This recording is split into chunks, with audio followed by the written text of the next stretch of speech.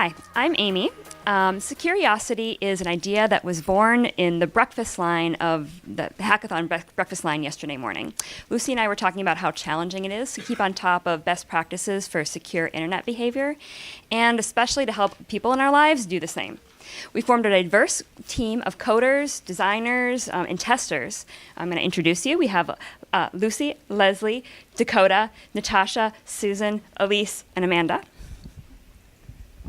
So there are a lot of technology-enabled threats that we don't have control over. Even things we do easily, like not reusing our passwords, are difficult to communicate to our friends and our relatives, especially if they don't believe that they are worth targeting. That's why we created Securiosity, which turns lessons about cybersecurity into a gamified choose-your-own-adventure. The app's design is grounded in adult learning theory, and the audience is really everyone. So let's show you how it works. So we're going to be demoing how to avoid digital threats. So more and more we hear about people getting scammed online. And so we came up with 3 scenarios, and today we're going to walk through phishing email scenario. So I'm going to be playing the role of my 60-year-old mother who spends a lot of time online but really just doesn't understand this stuff. So I've come over here and I'm not feeling like looking at cat videos today, but I do definitely need to check my email. It's been a couple of days. So I'm going to click on check my email. I'm presented with my email box. Oh my gosh, is that an email from my bank? That looks important. I better take a look at that. So I'm going to click on that one, read it. Oh my wait, they suspended my account. People have been trying. Oh, my goodness. Well, this looks legitimate. It's got a logo from my bank. There aren't any typos or grammar issues. So I'm going to go in there and, yeah, I better relog that. So I'm going to log in, make sure I can get access to my account. And then I'm going to hit submit. And, oh, my God, what did I just do? Thankfully, there are some helpful tips so I can figure out where I went wrong and hopefully avoid this issue in the future. So had Mom been a little bit more cautious and read through the email more closely, would have identified it was a threat and chose to delete the email instead. And then we would have had a successful image, which still provides tips and additional information about what you can do outside of just phishing emails. And we're going to talk about our dev stack now. So we chose to build our application with React, and we chose this because we imagine our application to be sort of this choose your own adventure, interactive experience, kind of like the Black Mirror Bandersnatch Netflix show, if you've seen that.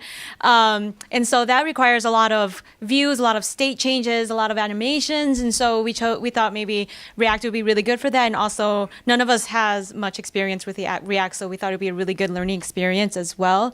And we also got to learn a lot of HTML, CSS, and Git, of course. So the way we approached creating this was first we started by mobbing because we wanted to just make something that worked. So like in the end, we would at least have something to show, even if it didn't look good. So we mobbed, set up the framework and the routing, which was a struggle, but we managed. And then we split up to work individually on the different components. And that's when we realized that using source control is really important. So we ended up protecting our Git branch so you can't merge without approving a PR, and that helped us a lot. In terms of design, we knew that we wanted to make online cybersecurity education approachable and friendly. So to help people get excited about taking on this adventure with us, we incorporated a free inclusive illustration library known as Humans and a few select icons from the Noun project. And we also made sure to continually refine our focus on promoting like a consistent minimal experience. Accessibility was also a key design constraint for us, knowing that inclusive design principles can really drive innovative ideas and be used to substantially improve the way that everyone experiences the web. So I think that the main thing that we want to point out for our experience is that we had a lot of collaboration and that people wore many hats. So it was a really fun experience and people were learning different things. And I know every team is going to have a unique experience, but that was kind of a summary of ours. Our goal was to make online security approachable for everyone.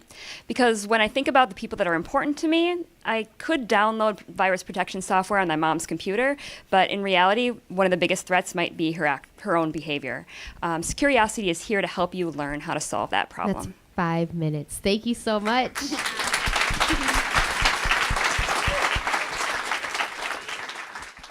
I guess my question would be, what's next for you? We were able to build out one branch, which is the check your email branch in this scenario. Next, I think, would be to add additional branches. We have content actually for searching for cat videos, which would address safety when you're downloading files online. And so we'd like to build additional scenarios so it could be a little bit more branches in a few different ways, a little bit more inclusive of some of the other threats that are out there. And eventually, I think if we can build out enough branches, we could kind of use it in a machine learning way where you can, like, if you get an email that you are unsure about, and you can maybe enter it into our system, and then it'll find a path that might lead you to see if this email is something that is like phishing you or not. So that could also be future. So how? Hello. If the mountain doesn't come to you, kind of thing. So how would you test the effectiveness of the different videos that you have? How would you test to see if this really has an impact on people's behavior? So I think that the important thing with that would be to talk to people, to real people who are having trouble with that kind of thing, and really focus on their needs. And, you know, we weren't able to do that in a one overnight, not overnight, but today and yesterday. But I think that would be the important thing, is to really sit down with people who have questions about it or have had issues in the past or are worried about issues, and really focus on that and see where we could go from there. Have you thought about tailoring this to different ages? I know you had your mom as an example, but what other ideas would you have about tailoring this to different age groups? We had also talked about doing like niece or nephew. So if we're focusing more on age that's younger, we'd definitely make it more game oriented versus this is like a little bit more reading. You're doing more questionnaire kind of style. So it would just be more gamified, I think. And I think especially like in the news lately, Facebook has like found that kids were like playing games and charging extra money to their parents' credit cards. So maybe like age appropriate situations. So like kids are facing certain situations where like they're not going to check their bank account, but they're on Facebook. Whereas, you know, grandma and grandpa, they might have mutual funds. So avoiding their investment issues. So maybe tailor specific situations to that.